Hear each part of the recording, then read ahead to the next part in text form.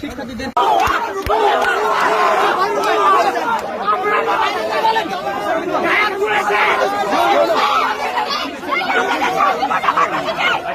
ছাত্রকে ছুমেরে উঠিয়ে নিয়ে যাওয়া, শিবির বলেন আর যাই বলেন, এইটা খুবই অন্যায় এবং এই কারণে আজকে দেশের এই পরিণতি ঘটেছে।